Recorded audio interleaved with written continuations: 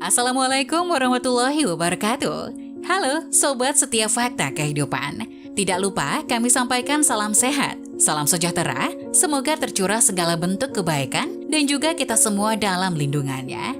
Seperti biasa, kita akan berbagi kisah dari yang unik, menarik, sampai bikin nangis. Mari kita simak kisahnya.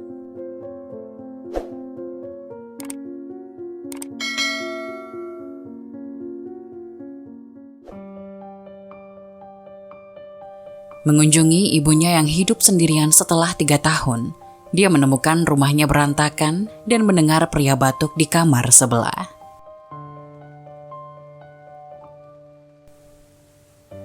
Arnold memutuskan untuk mengunjungi ibunya yang janda untuk pertama kalinya dalam 3 tahun, hanya untuk melihat rumahnya berantakan dan dengan orang asing yang tinggal di sana. Arnold berusia 33 tahun, dan dengan karir yang sukses di dunia usaha, dia mendapatkan gelar masternya pada usia 27 tahun, dan saat itu dia tinggal bersama ibunya, Eva. Eva memintanya untuk tidak meninggalkan rumah karena dia sudah tua dan membutuhkan bantuan. Namun Arnold bersikeras pindah untuk fokus pada karirnya. Ibunya memaksanya untuk tetap tinggal. "Aku tidak membesarkanmu untuk memprioritaskan uang daripada keluarga. Aku ingin kamu berbeda. Pertama ayahmu meninggalkanku, dan sekarang putraku sendiri juga meninggalkanku," katanya. Arnold sakit hati karena ibunya berpikir seperti itu dan memutuskan untuk memutus hubungan dengannya sekaligus. Dia ingin bekerja keras untuk menafkahi, tidak hanya untuk dirinya sendiri dan keluarga masa depannya, tapi juga untuk memberi kembali kepada ibunya. Dia tidak suka cara ibunya membuat dia merasa bersalah. "Maaf, aku bukan anak yang selalu ibu inginkan. Jika ibu begitu kecewa padaku, aku akan memudahkanmu. Ibu tidak lagi harus berurusan denganku," kata Arnold sebelum pergi meninggalkan Eva. Sejak perselisihan terakhir itu, Arnold tidak pernah melihat ibunya lagi. Dia tidak pernah menelpon atau menulis surat kepadanya, sampai 3 tahun kemudian ketika dia harus kembali ke rumah untuk mengambil beberapa dokumen.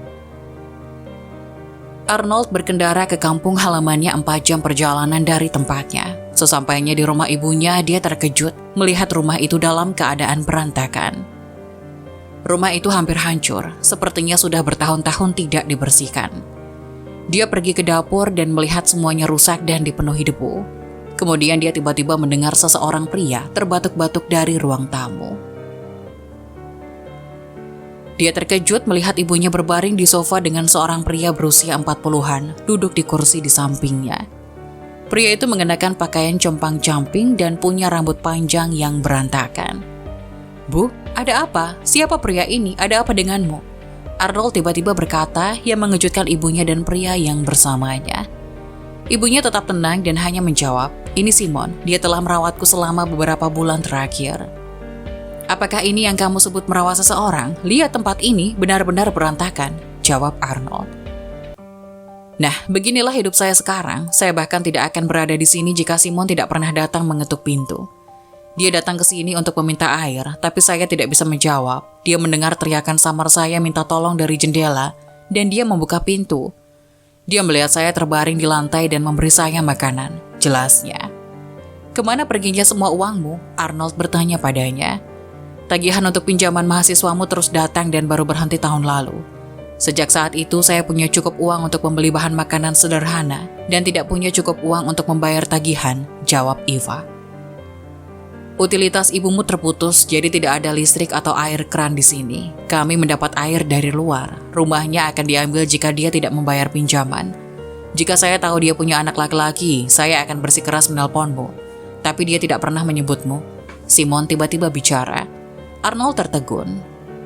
Dia tidak bisa bicara juga. Simon berkata lagi, "Sejujurnya, jika aku tahu dia punya anak laki-laki, hal pertama yang akan kulakukan adalah memukulmu karena meninggalkan ibumu dalam keadaan yang mengerikan." Eva menengahi sebelum kedua pria itu bisa mengatakan apa-apa lagi. "Cukup. Kamu bilang kamu tidak ingin ada hubungan denganku lagi, jadi aku tidak ingin mengganggumu lebih jauh. Jika ada sesuatu yang kamu butuhkan, ambil saja dan pergi," katanya kepada putranya.